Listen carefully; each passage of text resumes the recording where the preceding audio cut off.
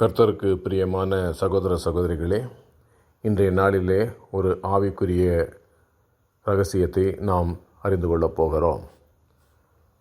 அப்போஸ்தலர் 16 அதிகாரம் 16 நான் வாசிக்கிறேன், கேளுங்கள். நாங்கள் ஜெபம் பண்ணுகிற இடத்துக்கு போகையில் குறி சொல்ல ஏவுகிற ஆவியை கொண்டிருந்து குறி சொல்லுகிறதுனால் தன் எஜமான்களுக்கு மிகுந்த ஆதாயத்தை உண்டாக்கின ஒரு பெண் எங்களுக்கு எதிர்பட்டாள். அவள் பவுலையும் எங்களையும் பின்தொடர்ந்து வந்து, இந்த மனுஷர் உன்னதமான தேவனுடைய ஊழியக்காரர், இரட்சிப்பின் வழியை நமக்கு அறிவிக்கிறவர்கள் என்று சத்தமிட்டாள். இப்படி அநேக நாள் செய்து கொண்டு வந்தாள். பவுல் சினங்கொண்டு திரும்பி பார்த்து, நீ இவளை விட்டு புறப்படும்படி இயேசு கிறிஸ்துவின் நாமத்தினாலே உனக்கு கட்டளையிடுகிறேன் என்று அந்த ஆவியுடனே சொன்னார். அந்நேரமே அது புறப்பட்டு போயிற்று.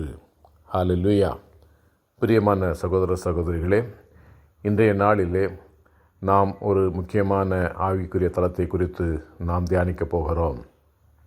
இந்த ஆவிக்குரிய தளம் பிசாசுகள் எதிர்த்து நிற்க முடியாத ஒரு ஆவிக்குரிய தளம். பிசாசுகள் அஞ்சி நடுங்குகிற ஒரு ஆவிக்குரிய தளம். பிசாசுகள் அலறி ஓடுகிற ஒரு ஆவிக்குரிய தளம். இந்த தளத்தின் மீது அதிகாரத்தை கர்த்தர் நாம் ஜெபிக்கும்போது கொடுக்கிறார். நாம் தொடர்ந்து ஜெபிக்கும்போது, கர்த்தரிடத்திலே கேட்டு விசுவாசத்தோடு கேட்டு நாம் ஜெபிக்கும்போது, கர்த்தர் அந்த ஆவிக்குரிய தளத்திற்கு உரிய அந்த வல்லமையை நமக்கு கொடுக்கிறார். அதை சுதந்திரிக்கும்படியாக அந்த ஆவிக்குரிய தளத்திலே செயல்படக்கூடிய ஒரு வல்லமையை, அந்த ஆவிக்குரிய தளத்திலே இருந்து செயல்படக்கூடிய ஒரு வல்லமையை கர்த்தர் நமக்கு கொடுக்கிறார். அந்த வல்லமையை எப்படி பெற்றுக்கொள்ள முடியும் என்று சொன்னால், ஜெபத்தின் மூலமாகத்தான் பெற்றுக்கொள்ள முடியும். பவுலும் அவரோடு கூட இருக்கிறவர்களும் ஜெபித்து கொண்டிருந்தார்கள். அவர்கள் தினமும் ஜெபித்து கொண்டிருந்தார்கள். அநேக நாள் ஜெபித்தார்கள் என்று வேதம் சொல்லுகிறது. இப்படி அநேக நாள் செய்து கொண்டு வந்தாள் என்று எழுதப்பட்டு இருக்கிறது. அப்படியானால் பவுலும் அவருடைய நண்பர்களும் அநேக நாள் ஜெபத்திலே இருந்தார்கள்.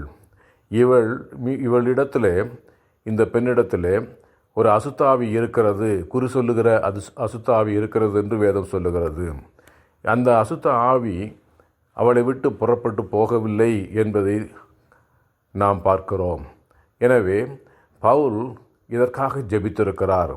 அந்த ஆவிக்குரிய தளத்தில் எனக்கு அதிகாரம் வேண்டும் என்று கர்த்தரிடத்திலே ஜெபித்திருக்கிறார். ஆண்டவரே, எனக்கு இந்த அதிகாரத்தை எனக்கு கொடும், இந்த ஆவிக்குரிய தளத்திலே எனக்கு உள்ள அதிகாரத்தை எனக்கு கொடுங்கள் என்று சொல்லி ஆண்டவரிடத்திலே கேட்கிறார். ஆண்டவரும் அநேக நாள் ஜெபத்திற்கு பிறகு அந்த ஆவிக்குரிய தளத்தில் அவருக்கு உள்ள உரிமையை, அவருக்கு உள்ள தேவையான வல்லமையை அவருக்கு கொடுக்கிறார். அதனால்தான் 18 வசனம் சொல்லுகிறது, இப்படி அநேக நாள் செய்து கொண்டு வந்தால் பவுல் சினங்கொண்டு திரும்பி பார்த்து, நீ இவளை விட்டு புறப்படும்படி இயேசு கிறிஸ்துவின் நாமத்தினாலே உனக்கு கட்டளையிடுகிறேன் என்று அந்த ஆவியுடனே சொன்னான். அந்நேரமே அது புறப்பட்டு போயிற்று என்று எழுதப்பட்டு இருக்கிறது. அதாவது அநேக நாள் ஜெபிக்கிறது நிமித்தம் அந்த ஆவிக்குரிய தளத்திலே தனக்கு வேண்டிய அந்த அதிகாரத்தை, தான் விரும்புகிற அந்த அதிகாரத்தை, அந்த சத்துருவை விரட்டி அடிக்கிற அந்த அதிகாரத்தை அவர் பெற்றுக்கொண்டார், பவுல் பெற்றுக்கொண்டார். அதனால் எப்பொழுது அவர் அந்த அதிகாரத்தை பெற்றுக்கொண்டதை உறுதி செய்கிறாரோ அப்பொழுது அவர் திரும்பி பார்த்து அந்த ஆவியுடனே பேச ஆரம்பிக்கிறார். இவளை விட்டு வெளியே போ என்று சொல்லுகிறார். அதுவும் உடனடியாக வெளியேறுகிறது. அந்த ஆவிக்குரிய தளத்திலே போய் அந்த ஆவிக்குரிய தளத்திலே கிடைக்கக்கூடிய அந்த அதிகாரத்தை பெற்றுக்கொள்ளாத எவரும் அந்த பிசாசை, அந்த சத்துருவை, அந்த அசுத்த ஆவியை விரட்டி அடிக்க முடியாது. எனவே பிரியமானவர்களே, நாம் ஜெபிப்போம், கர்த்தரிடத்திலே கேட்டு ஜெபிப்போம். கர்த்தாவே, எங்கள் குடும்பத்திற்கு எதிராக, என்னுடைய பிள்ளைகளுக்கு எதிராக, என்னுடைய பொருளாதாரத்துக்கு எதிராக செயல்படுகிற பொல்லாத சத்துருவை விரட்டி அடிக்கிற வல்லமையை எனக்கு தாரும் என்று சொல்லி ஜெபிப்போம். அந்த வல்லமையை பெற்றுக்கொள்வோம். கர்த்தர் நிச்சயமாய் நமக்கு தருவார். அவர் அது கொடுக்கும் வரை அவரை விடாது பற்றி கொள்ளுகிற ஒரே வழி ஜெபம்தான்.